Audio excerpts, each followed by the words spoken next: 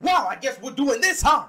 It's been a while since I've been this pissed off at my team. Usually this happens to me when it comes to the Ravens. I'm not used to this as a Heat fan. Usually we have our crap together. But now we're playing so bad and we're letting down Jimmy Butler. Now I gotta call this team out. Starting with Spoelstra. Spoelstra, you are really beginning to piss me off. Your arrogance is costing this team. Why the hell are you not playing Duncan Robinson?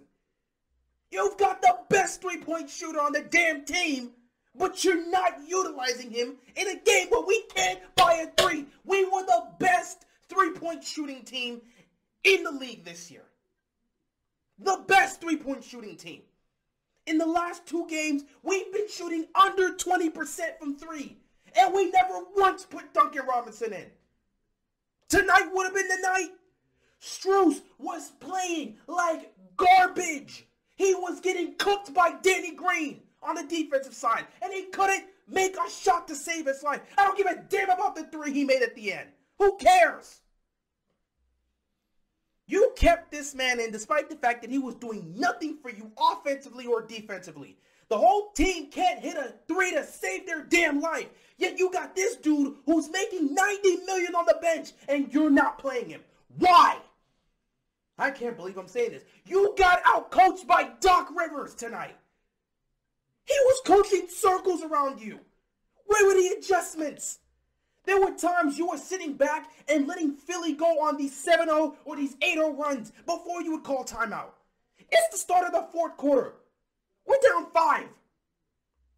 And you sat back and Philly goes on an 8-0 run. You don't try to stop the bleeding there. You wait till they go on the 8-0 run before you call a timeout and put Jimmy Butler back in. Jimmy, I'm so sorry, man. I'm so sorry. You didn't come to Miami for this, bro. I'm so sorry you got to deal with this.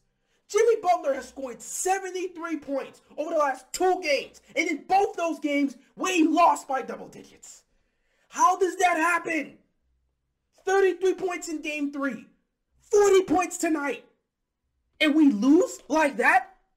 Yes, I understand tonight, James Harden looked like the James Harden we're used to seeing.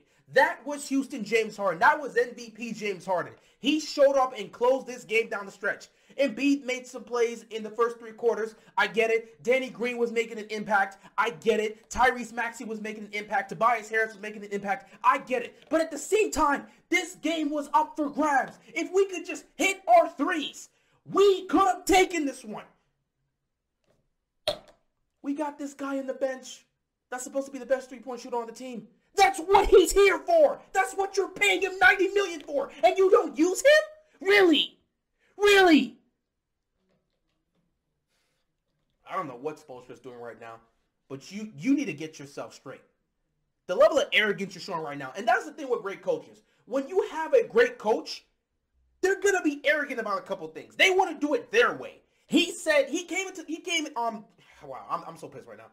Spoelstra came into the game with the mindset that Duncan Robinson was not going to play. He was not going to play. The only time he might play is if we're blowing these dudes out. He came into the game with that mindset, saying, I don't care what happens. I'm not putting Duncan Robinson in the game. We sit back and we talk about our depth. Oh, man, look at the depth we have on this team. We're one of the deepest teams in the league. We got all these guys, man. It's not a 9-man rotation and all this other nonsense. Well, if that's the case, why don't you put this man in? You put in Morris. You put in Markieff Morris into the game. That man hasn't played since November, but you put him in the game. You put Markieff Morris in the game before you even tried to put Duncan Robinson in the game. Why? And I know people will be like, well, Duncan Robinson's a defensive liability. We know that. But 1, despite the fact that we were playing good defense, Scott Foster was calling fouls all day, so it didn't even matter. And 2, and most importantly, Strus wasn't doing anything for you offensively or defensively. Why was he there? So what difference would it make? At least try Duncan Robinson.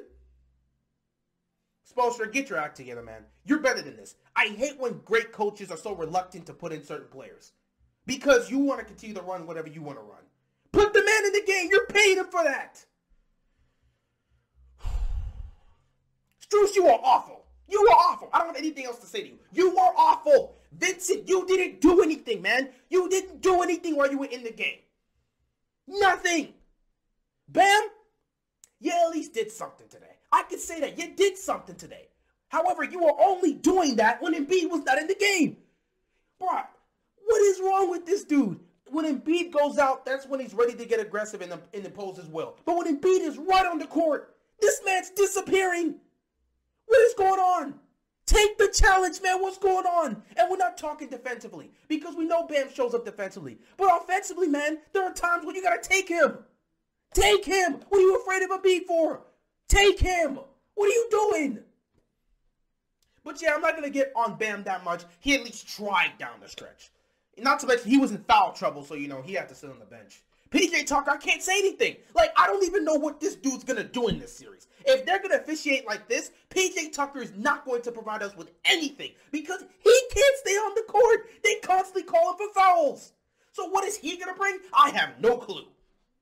Kyle Lowry, he just looks like a shell of his former self. I know he's dealing with the hamstring injury, but he's providing you with nothing. And that's tough. He's providing you with nothing offensively. He's struggling to do something defensively. And that's a problem. At the same time, while I say that, you kind of have to keep him in the game because he's the only one that can truly, like, run the offense. He's the one that controls the basketball. He controls the tempo. He controls the pace. But most importantly, him being on the court allows Jimmy Butler to go out and do what he's doing. Because if Lowry's not on the court, now Jimmy's got to take the ball. He now has to run the offense. He has to get everyone else involved, which means he can't get himself going. So you're in a tough situation. If you don't have Lowry out there, Butler's going to have to run the offense. Because, I mean, the only other person you'll have to try to get to run the offense there would be Oladipo. And I'm not sure you want to have Oladipo running the offense here. I don't know what to do with Lowry, man. I just don't know. You're in a tough situation with that because if you want Jimmy Butler to continue to play the way he's playing and be as aggressive as he is, you're going to have Lowry out there. But he's just not providing you anything offensively. He's doing something defensively, not as much as you would want, but offensively, he's doing nothing for you. What do you do with that? Victor Oladipo, again, you also another person that, you know, I'm going to give you some credit today. You made plays. The only thing I have to say about you was that you were missing a couple open threes. Hit the open three, man. At the same time, it wasn't just you. It was everybody today. But if you're open from the three-point line, you got to hit that shot. Other than that, Oladipo was making some great plays defensively. He provided you with 15 points. Oladipo has not played that much this year. If he's giving you 15 points, how can I sit back and say, oh, man, Oladipo's got to give you 20? Bro, he's coming off the bench. I get it. Still Victor Oladipo. We have a lot of high expectations for him because we know he's a former two-time All-Star. But he hasn't had much playing time this year. So him giving you 15 points and playing great defense, I can't be mad at that. I really can't. The only thing I can say is, dude, hit your open threes. That's it. That's all I can say about Vic. But other than that, it's not like he played a terrible game. It's just that nobody can hit a three tonight. I already said what I have to say about Vincent, so I'm not going to repeat what I have to say about that. Then we get to this individual here. Oh, this individual. Tyler Hero. Dude, what are you doing? What are you doing? Please explain to me. Tyler Hero, what in the hell are you doing?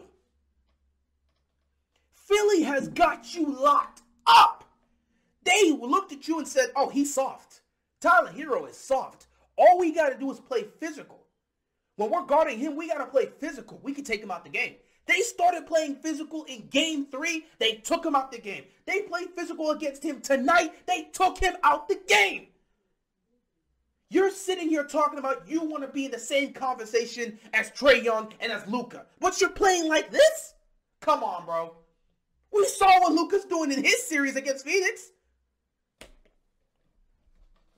You got to play better.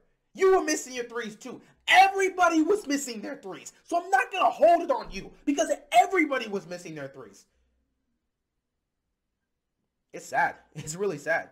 Jimmy Butler was the best three-point shooter out there tonight. That should never be said for this team.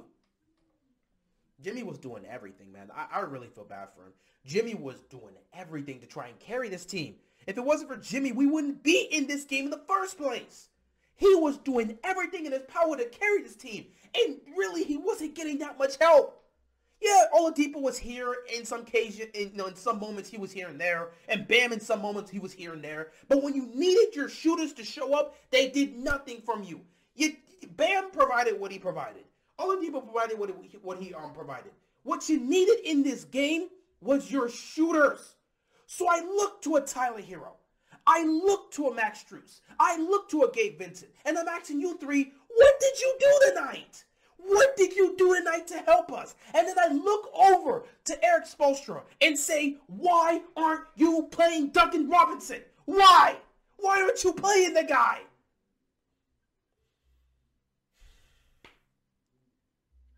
I'm disappointed. I'm really disappointed in Miami right now because we are letting Jimmy Butler down. 2 masterclass performances by him in back-to-back games in the playoffs. And we're letting him down. Games 3 and 4, we let him down. Specifically because we can't hit a 3. We were the best three-point shooting team in the league. And we can't hit our 3s. What is wrong with us right now? Seriously, what is wrong with us right now? Why are we struggling like this on the road? This is a problem. Even if you get out of this series, this is a problem. Because if you get to the conference finals, be it Milwaukee or Boston, if you can't play on the road, what are you going to do? And let's say you somehow get past them and get to the NBA Finals. You do understand, chances are you're not going to have home court advantage in the NBA Finals. If Phoenix gets there, they have the advantage. If Memphis gets there, they have the advantage. So unless you get maybe Golden State or Dallas to somehow get to the finals, you're not going to have home court advantage. Which means if you somehow get to the finals, though right now we're not even going to talk about that. But if you somehow get there, you're not going to have home court advantage. Which means you have to win on the road. And if you're playing this poorly on the road, you have no shot. But before we can even get to that, because that's a long shot right now if y'all don't get yourselves together. The way you're playing right now is bad. Yeah, you still have home court advantage. At the end of the day, all you can say is Philly came out here in games 3 and 4 and defended home court. Game 5 will be in Miami. You have a right and an opportunity to go out and defend home court. It's a best of 3 series now, and 2 of the games will be on your home court. So if you want to play a Game 7 in Miami for a chance to go to the Eastern Conference Finals, by all means, try it. But you better get it together, and you better figure something out. Game 5 is a do-or-die situation for Miami because I don't know if this team can go on the road in the Game 6 in Philly and win the way they're playing right now because they're just not hitting anything. Game 5 will be in Miami, as I've said, and that will probably be a positive thing for them because with them being on their home court, they'll probably make their 3s. So I expect to see a much better performance out of Miami as a team shooting-wise in Game 5. But, man, the way this team's played over the last 2 games, it's not only concerning for this series, but it's concerning moving forward because if we can't hit our 3s, what are we doing on offense? Our half-court offense is terrible. If we don't hit our 3s, we don't have anything. It's either hit your 3s or give the ball to Jimmy Butler and let him do whatever the hell he wants to do. Occasionally give it to Bam and see if he can slam it down. But other than that, what are you really doing in the half-court set? Our half-court offense is a problem. And it's being exposed right now. So, yeah, I'm frustrated, man. I'm frustrated. These last two games have really just disappointed me, man. I'm so disgusted. And we can sit back and talk about officiating all we want. We know the refs are going to be trash. It is what it is. This game really sucked because it was Scott Foster, and anytime that man officiates a game, you always know it's going to be controversial because he's going to call a bunch of fouls, and it's going to piss everybody off. So it is what it is. You know, the game was up for grabs. If Miami makes their 3s, this is a different conversation. But it is what it is. Anyway, I'm going to cut it here. I'm done ranting. I got nothing else to say, man. Miami, figure it out. Spoelstra, put your arrogance to the side and play Duncan Robinson because if Strus is going to keep playing like this, there's no point in him even being in the starting lineup. At this point, I might be inclined to say that you might as well just give it Victor Oladipo his spot because Oladipo's doing way more than what Strus is doing right now. And at least Oladipo's being consistent. You know, if Strus is going to play like this, give it to Oladipo and send Strus to the bench because there's no point in putting him in the starting lineup if he's going to play like this. But it is what it is. Anyway, that's all I got, and I'm out of here, man. Peace.